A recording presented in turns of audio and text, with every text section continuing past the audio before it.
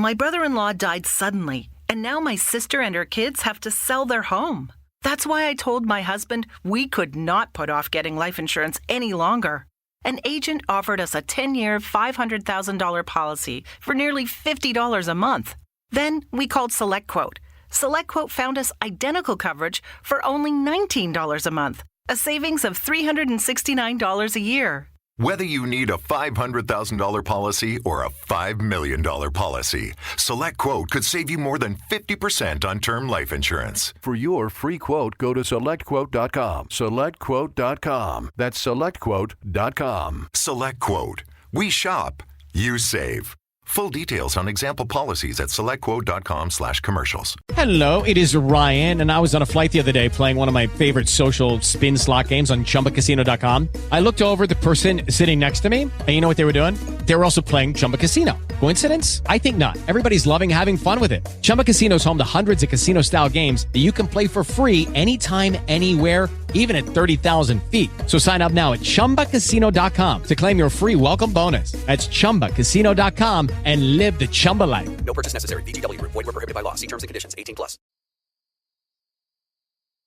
World News Today, brought to you by Continental Radio and Television Corporation, makers of Admiral Radio, America's smart set.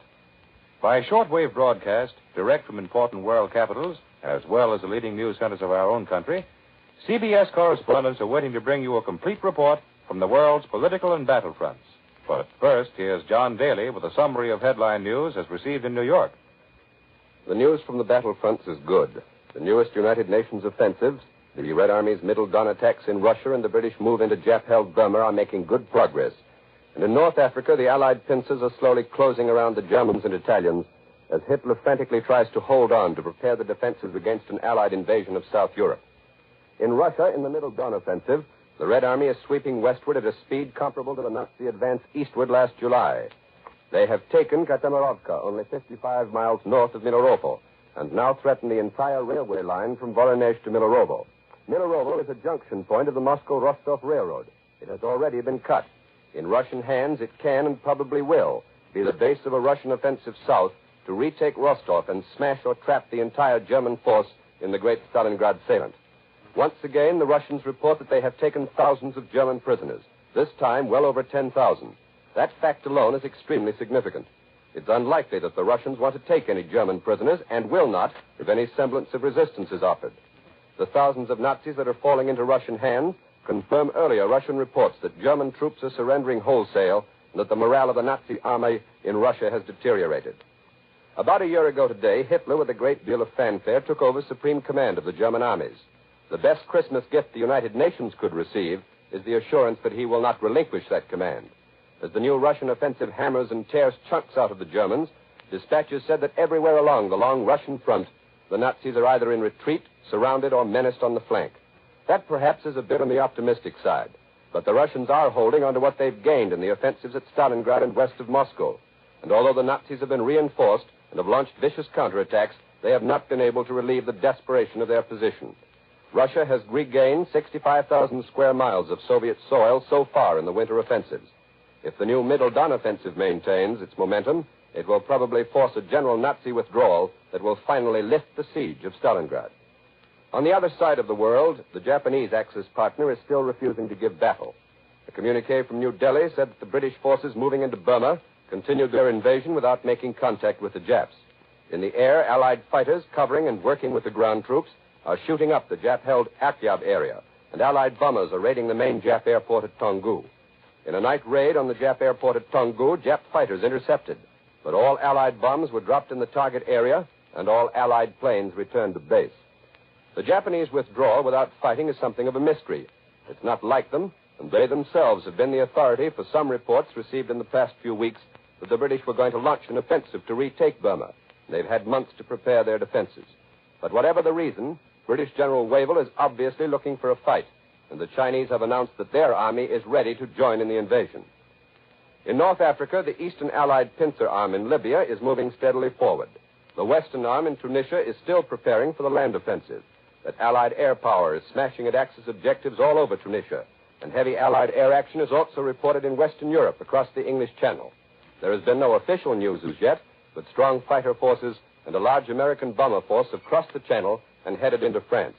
We'll get the latest developments on the Mediterranean and European fighting from CBS correspondents abroad. In the Pacific, General MacArthur's forces in New Guinea have made new gains in the Buna area.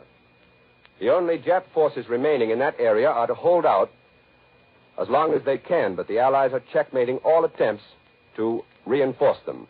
And now for the first report from abroad, Admiral Radio takes you to CBS Algiers, Charles Collingwood reporting. This campaign in French North Africa has settled down into a muddy struggle for supply. In this present phase, a truck driver or a good mechanic is almost as important as a general. It's not very romantic, this truck driver's war. But back in the early days of this campaign, there was romance and melodrama enough for anyone.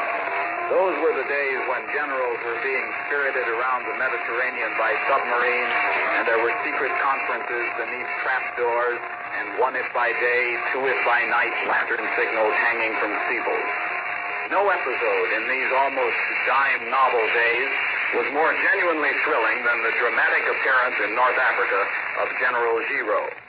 I suppose you know that Giraud escaped from France by submarine. But the whole story of that escape has not yet been told. Giraud's rescue was engineered by an American naval captain named Gerald Wright. Wright had been with General Clark when Clark landed in North Africa before the campaign began. And he used the same submarine to get Giraud out. It was a British submarine commanded by Lieutenant Jewell. This submarine left port late in October. Captain Wright didn't know where he was to pick up General Giraud, but he knew about where, so they lay off the coast of France until November 4th. On November 4th, the submarine received directions. They were told to rendezvous and given information about minefields, and the escape was fixed for the night of November 6th. As Captain Wright says, the next step was the most tick-rich of all, going submerged into a landlocked harbor in darkness. They surfaced and lay to less than 1,000 yards off the French beach. An hour later, a large rowboat came alongside. In it were General Giraud, his son, and two staff officers. As Captain Wright tells the story, by this time the sea was considerably rougher. The rowboat was pitching as it eased up to the forward casing of the submarine. Just as the general stepped from his boat, the boat pitched, and this threw him off balance and he fell into the water. Captain Wright adds that the general was rescued unhurt. After that, the submarine left the harbor at, quote, maximum speed. But the escape was by no means completed. Giraud was out of France, but he was not yet in safety. As the submarine proceeded out to sea, they received a signal from General Eisenhower telling them that a plane would meet them at dawn. That was dawn on November 7th. The plane didn't find them until 11:30 in the morning. The sea was choppy and it was hard to transfer the passengers and their baggage. Just to make matters worse, an unidentified plane hove into sight and circled the area for 20 minutes. But finally, General Giraud and his party were in the seaplane and the seaplane in the air, and thus, quote Captain Wright again, on the afternoon of November 7th, some hours before the operation for the liberation of North Africa was launched, we delivered Giraud to Eisenhower. This is Charles Collingwood returning you to New York. Despite the foreign background noise which followed the pattern of Axis jamming of Allied broadcasts, we hope that Charles Collingwood's report from Algiers was understandable.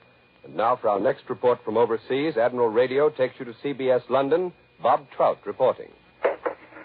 London, news the United States Army bombers were out over the continent today, for people on the southeast coast could see them flying out across the channel, so low that their American markings were plain and clear.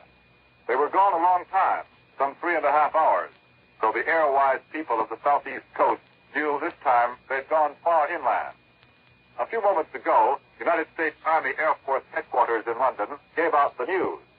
A large force of flying fortresses and liberators flew this afternoon to Romilly-sur-Seine, 80 miles southeast of Paris, and 180 miles from the French coast.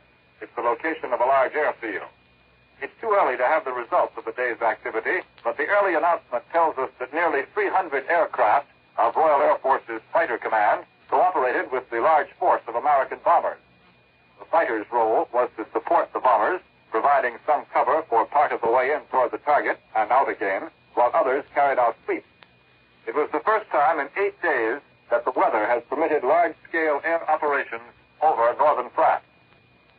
A great part of daylight Allied air activity from bases in Britain is directed against the enemy's transport system on the continent. Today in London, the parliamentary secretary to the Ministry of Economic Warfare said that German-controlled railroads have to carry a greater burden than any railroad system has ever done before. A good deal of the strain has been thrown on the enemy railroads by Allied attacks on Germany's sea routes in the North Sea, in the Baltic, and in the Mediterranean. Late this afternoon, the Germans announced that Laval, Schanow, Göring, and Ribbentrop had been holding one of those conferences at Hitler's headquarters. Political and military discussions was the way the Germans put it. Furthermore, the Germans say, the meeting was imbued with the determination of the Axis powers to make an all-out effort to win final victory.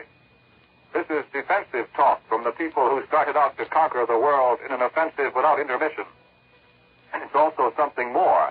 It's the kind of talk engaged in by people who have taken a severe blow and know it. Today's German announcement has in London a somewhat familiar ring.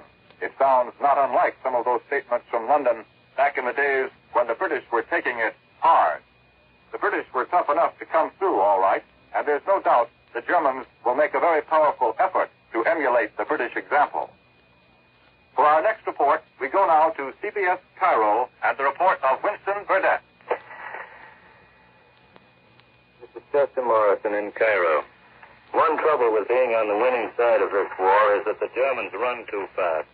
And if a reporter stuck in Cairo wants to get to the front, he has to fly. The British didn't have a plane available when I wanted to go, but the Americans had dozens. So I was told by the handsome American major who runs that part of the show. Mind you, I don't think this was deliberate, but when I missed the plane he had arranged, through no fault of his, and came trailing back to the hotel in the evening, dirty and disappointed, it was probably only coincidence that the major was sitting in the lobby having a pink tea with my girl. So I got away the next morning. And for 3 days I waited at Gambut, a way station in the desert, for another plane to Abu Dhabi. And when that plane took off, it was loaded with 50-gallon drums of gasoline, lashed to the sides of the cabin with rope. I was the only passenger. And when the dashing young American pilot came into Abu Dhabi, he landed downwind and bounced across the rough field like a kangaroo and poked the plane's nose into the mud and nearly turned a somersault. The lashings on the gasoline drums broke, and strong men groaned as they lifted the drums off me. I groaned, too. And in the week I spent with broken ribs in a hospital tent at Abu Dhabi, I missed the day we moved into a gala, and the day the New Zealanders got behind the enemy and smashed a third of his tank and captured at least 500 prisoners. But lying in that tent, surrounded by men who had been blown up by mines, I discovered that no matter how badly a man's body may be hurt, his spirit can remain undamaged. You get a new viewpoint of the war when you lie on your back and look at it. And my girl didn't like the major anyway. She said he had more hands than a caterpillar. This is Chester Morrison returning you to CBS New York and John Daly. Before bringing you more news from CBS correspondents, here's Warren Sweeney with a word from Admiral Radio. Could this scene take place in your household? Hey, Mom. Oh, Mom, you know about that radio that went dead this morning? Pop said he'd fix it tonight. Well, he did. Our radio's in a worse mess than the alarm clock was when I went to work on it. A year ago, we might have thought such a scene was comic. Today, it brought us on tragedy. A year ago, if Pop accidentally broke a vital part while trying to repair the family radio, it didn't matter much, for he could buy a new one. Today, however, new parts, like new radios, are difficult to get. Therefore, when your radio needs attention, it's important that you call not just a handyman, but a highly skilled radio technician. The best man to call is your Admiral dealer. And there are 3 reasons why he is the best man. First, Admiral dealers are professionals. They have all the facilities, all the knowledge necessary to put a radio in perfect condition, regardless of make. Second, Admiral dealers are businessmen in your own community. They'll give you honest service economically. Third, Admiral dealers realize Uncle Sam is depending upon radio to furnish war information to his citizens. So they've pledged themselves to do their best for America's radio sets. Take care of your radio, and when it needs attention, call your Admiral dealer. And now here once again for Admiral Radio is John Daly. For the news at home, Admiral Radio turns to CBS Washington, Lee White reporting. A Navy communique 1 hour ago reported the continuance of our air offensive against the Japanese airdrome at Munda on New Georgia Island. For the 9th successive day, dive bombers and flying fortresses attacked the installations and the runway at Munda yesterday. No American planes were lost, but 3 intercepting enemy fighters were shot down. Here in Washington, Senator Burton K. Wheeler of Montana, a pre-war isolationist and a leader of the America First Committee, has threatened to demand a congressional investigation of the way the Justice Department has been handling the prosecution of Nazi sympathizers. Mr. Wheeler says he thinks it's a disgrace the way 28 persons were indicted here in Washington on charges of sedition. Those indicted include such people as George Sylvester Virek, an admitted German agent, Elizabeth Dilling, author of The Red Network, the Reverend Gerald B. Winrod, otherwise known as the Jayhawk Hitler, and William Dudley Pelley, the Fuhrer of the Silver Shirts. In an interview published today in the Washington Post, Senator Wheeler accused Secretary of Justice Biddle of attempting to smear him and present his pre-war isolationism as a crime. As for the 28 persons now awaiting trial for sedition, Mr. Wheeler said he knew nothing about them, whether they're guilty or innocent, but he said he's convinced they won't have a fair trial. Mr. Wheeler attacked the Washington Post as a stooge of the Department of Justice and called its reporter a spy. He added that he thinks reporters and newspapers who have helped to indict the defendants are engaged in a dirty business and predicted that the day will soon come when they will all regret it. The reply of the Washington Post was simply to print a detailed story about a speech the senator made before an America First rally in Los Angeles last year, charging that Franz Ferenc, a German agent now under arrest, had printed the posters and the banners displayed at the meeting and had otherwise assisted in the organization of the rally. The Post today also reprinted 2 letters from Senator Wheeler to Secretary Biddle, in which, among other things, the senator accuses Mr. Biddle of heading an inquisition. Mr. Biddle's reply was also published in the Post. He simply promised to consider any allegations of improper conduct on the part of the Justice Department, provided the senator can furnish him with specific information. At 1 minute after midnight tomorrow morning, the ban on gasoline will be lifted. A coupons will be honored and will still be worth 3 gallons. B and C coupons, however, will be reduced in value from 4 to 3 gallons each. Tomorrow, there's going to be a conference between Economic Stabilizer Burns, Petroleum Administrator Ickes, Transportation Director Eastman, and Leon Henderson, the retiring price administrator. Presumably, the whole gasoline rationing system is going to be reorganized entirely, but to what extent will depend on the results of tomorrow's conference. All we know at the moment is what Mr. Henderson told us last night, that gasoline restrictions are going to be much more rigidly enforced in the future, and that drastic steps are going to be taken to eliminate bootlegging, which is becoming more and more of a problem. As for Christmas travel, the government wants to discourage everyone it can from going home for Christmas, but no orders have been issued. The government is leaving it up to the individual's judgment and his conscience not to put too much of a strain on transportation facilities during the Christmas holidays. Today, Donald M. Nelson reiterated past warnings that the nation faces ever more drastic restrictions on all sorts of travel, by rail, by bus, air, and by private automobile. In a letter to James E. Murray, head of the Senate Small Business Committee, Mr. Nelson says, "Travel by automobile is due for restriction much more drastic than that obtaining today. Travel by common carrier will be increasingly inconvenient, and in some cases not permissible at all." He advises Mr. Murray to draft plans for storing up consumer goods in the immediate vicinity of local markets as a safeguard against possible temporary breakdowns in the distributive system. There may be occasions, hours, days, or weeks in duration, he predicts, when civilian goods cannot be moved in adequate quantities to supply certain areas.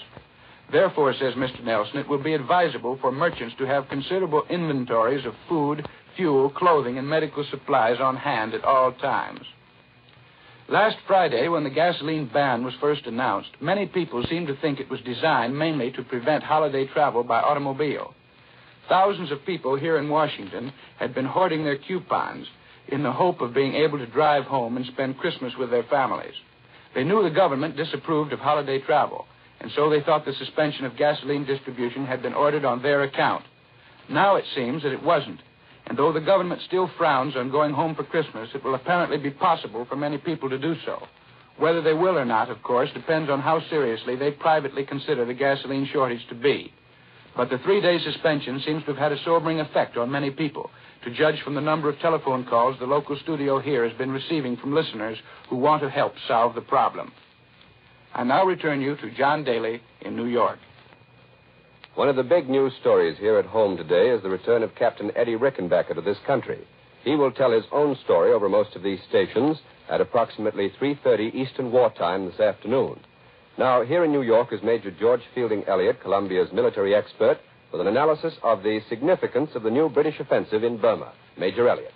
It is far too early to determine whether the British invasion of Burma is the beginning of a real attempt to recover all of Burma from the Japanese, or is merely a local operation with the limited objective of recovering the airfield and port of Akyab on the shore of the Bay of Bengal.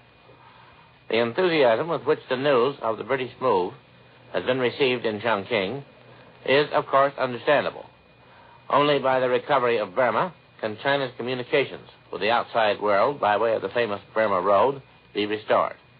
Naturally, this is an operation in which the Chinese would be only too happy to cooperate to the fullest extent of their power. But the advantages to be derived from the reconquest of Burma would not be China's advantages alone. To reopen the Burma Road would mean that Allied air power could move more freely into China, because fuel and bombs and spare parts could be sent in. And the building up of Allied air bases at mainland positions is the best means of directing air attacks against the heart of Japanese industry. Those air attacks which seem to offer the best means of bringing the realities of war home to the Japanese people. Moreover, the recapture of Burma would be do a great deal to offset the feeling of defeatism in India, which has been the hidden cause of much of the political and social unrest in that great subcontinent. However, if Burma is to be retaken, the operations will have to be of a far more extensive nature than the present thrust toward isolated Akyab. Other invasion columns, British and Chinese, will have to converge on the difficult frontiers of that country, and the British fleet in the Bay of Bengal will have to blockade Rangoon and Mulmine to cut off the Japanese supplies and reinforcements. These must, of course, come by sea, for the land communications between Burma and Thailand are as difficult as those between Burma and India, if not more so. The British report that the Japanese are offering no opposition to the thrust toward Akyab. This is not like the Japanese, who have usually fought tooth and nail for every foot of ground when attacked. The reason is probably a tactical one. Probably the area in which the British are advancing offers no position suitable for defense, and the Japanese are therefore withdrawing toward stronger positions. That was Columbia's military expert, Major George Fielding Elliott. Here's a message from our sponsor. Today being the first day of Christmas week, Admiral takes this opportunity of extending cordial greetings to listeners from coast to coast. America's Christmas season this year is happier than last. All the luxuries on our tables may be less in quantity, and the trimmings on our gifts not so elaborate. But now, we and the other United Nations are solidly on our way to victory. There is happiness in knowing each of us is playing a part in bringing about this victory to free mankind from bondage.